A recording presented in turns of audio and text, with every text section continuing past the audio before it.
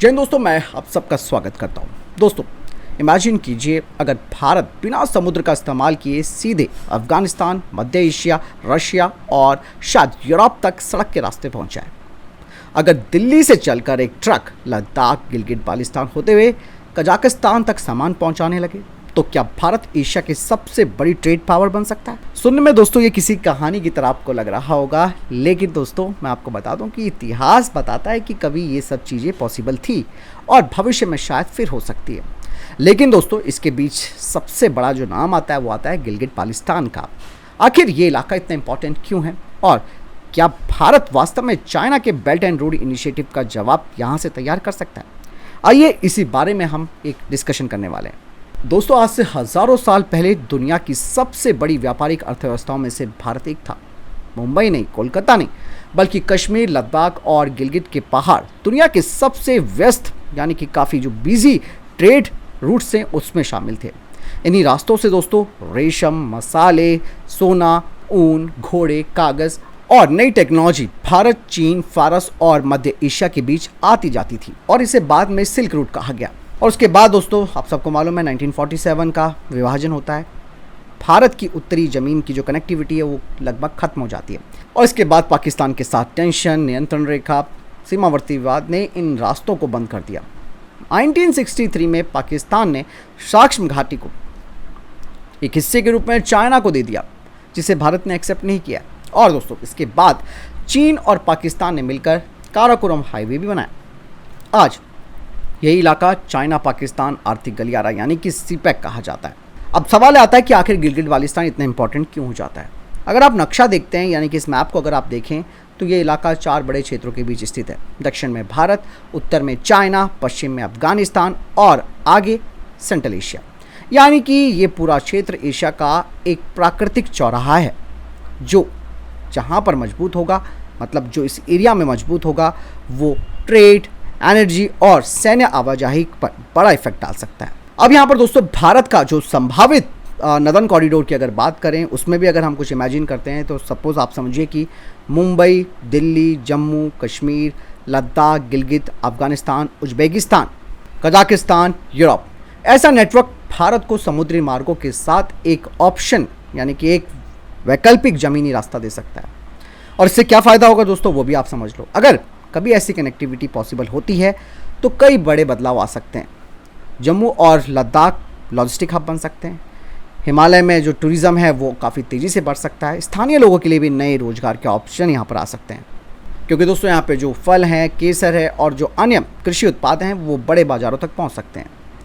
Even दोस्तों data cable, electricity और gas pipeline जैसी जो परियोजनाएँ हैं वो भी डेवलप हो सकती हैं। भारत की सप्लाई चेन ज़्यादा सुरक्षित हो सकती है। लेकिन दोस्तों ये कहानी जितनी आपको सुनने में अच्छी लग रही है, हकीकत इससे और ज़्यादा आप ये समझ सकते हैं डरावनी है। क्योंकि दोस्तों यहाँ पर सबसे इम्पोर्टेंट अगर हम बात करें तो ये पूरा जो विचार हम समझ रहे हैं इस वक्त वो केवल एक ज्योग्राफी यानी कि भूगोल पर बेस्ड नहीं है, क्योंकि दोस्तों इसके सामने कई बड़ी चुनौतियाँ खड़ी हैं। पहली चुनौती है गिलगित बाल्टिस्तान, जो कि फ़िलहाल पाकिस्तान के एडमिनिस्ट्रेशन के अधीन है, जबकि भारत इसे अपने जम्मू कश्मीर का हिस्सा मानता है। यही वजह है कि इस क्षेत्र में जो स्थिति है वो इंटरनेशनल लेवल पर विवादित है। दूसरा चैलेंज दोस्तों यहाँ पर पता क्या है, वो ये है कि चाइना पहले इस क्षेत्र में काफ़ी इन्वेस्टमेंट कर चुका है। सीपेक के ज़रिए सड़कें, सुरंगें और कई जो ऊर्जा परियोजनाएं हैं वो चाइना ने डेवलप की हैं। ऐसे में भविष्य की किसी भी एक बड़ी परियोजना पर क्षेत्रीय राजनीति का गहरा असर यहाँ पर होगा। तीसरा चैलेंज दोस्तों यहाँ पर यह है कि ये जो इलाका है वो दुनिया के सबसे कठिन पर्वतीय क्षेत्रों में से एक है, जहाँ पर भूस्खलन, हिमस्खलन, ग्लेशियर, ऊंचाई और कठोर मौसम किसी भी निर्माण कार्य के लिए काफ़ी चुनौतीपूर्ण हो सकते हैं। और चौथा चैलेंज यहाँ पर होगा अफगानिस्तान को। तो आप ही देख रहे हैं किस तरीके से वहाँ सिचुएशन चेंज होती रहती है, तो अफगानिस्तान की स्थिरता भी इस पूरे जो हमारी जो स्ट्रैटेजी है, विचार है, उस पर असर डाल सकती है। इसीलिए ये भी मतलब अफगानिस्तान को भी कंट्रोल करना काफ़ी इंपॉर्टेंट है। अब आप लोगों के मन में ये सवाल आ रहा होगा कि क्या वाकई में यहाँ पर चाइना ने बाजी मार ली है? क्योंकि चाइना ने बेल्ट एंड रोड इनिशिएटिव अपना शुरू किया। उसने बंदरगाह बनाए हैं, रेलवे लाइन बनाई है, हाईवेज़ बनाए हैं, ऊर्जा मतलब एनर्जी पाइपलाइंस उसने बना ली है, डिजिटल नेटवर्क उसने तैयार कर लिया है। मतलब आज की दुनिया में युद्ध केवल ज़मीन और आसमान पर नहीं लड़ा जा रहा, बल्कि कनेक्टिविटी के ज़रिए भी लड़ा जा रहा है। तो दूसरी तरफ अगर भारत की भी तैयारी की जाए तो अगर भारत ने क्या क्या तैयारियां कर रखी हैं ऑलरेडी, जैसे कि भारत भी IMEC के साथ जुड़ चुका है, चबार पोर्ट में भारत ने इन्वेस्टमेंट किया हुआ है, international north south transport corridor यानी कि INSTC का भी भारत हिस्सा है, बॉर्डर पर हमारी सड़कें बन रही हैं, सुरंगें हमारी बन रही है, मतलब भारत भी अलग अलग परियोजनाओं पर काम कर रहा है। इवन आपको मैं बता दूं कि केवल इन परियोजनाओं का मतलब ये नहीं है कि आप सिर्फ अपने आप को स्ट्रेंथ कर रहे हैं, स्ट्रेंथ आप अपने आप को बॉर्डर पर कर रहे हैं, लेकिन व्यापारिक रास्तों को भी आप मजबूत कर रहे हैं। तो यहाँ पर दोस्तों हो तो ये सकता है कि आज ये सपना दिखाई दे रहा है हमें, ये पूरा कॉन्सेप्ट, लेकिन दुनिया की बड़ी ताकतें हमेशा 20 से 30 साल आगे की सोचते हैं। आज जो सड़क बनती है वो अगली पीढ़ी के लिए अर्थव्यवस्था को तय करती है, आज जो सुरंग बनती है वो भविष्य की सप्लाई चेन को बनाती है, और आज जो कनेक्टिविटी बनती है दोस्तों ये कल यानी कि भविष्य की वैश्विक पावर बनती है। इसीलिए गिलगिट बाल्टिस्तान की चर्चा सिर्फ एक पहाड़ी इलाके की चर्चा नहीं है, बल्कि एशिया के भविष्य की कनेक्टिविटी, ट्रेड और स्ट्रैटेजिक बैलेंस की चर्चा है। हालांकि दोस्तों यह भी उतना ही महत्वपूर्ण है कि ऐसे किसी भी संभावित कॉरिडोर का भविष्य जियोपॉलिटिकल कंडीशन, क्षेत्रीय स्थिरता, संबंधित देशों के साथ आपके रिलेशन और अंतर्राष्ट्रीय कानून से जुड़ा रहेगा।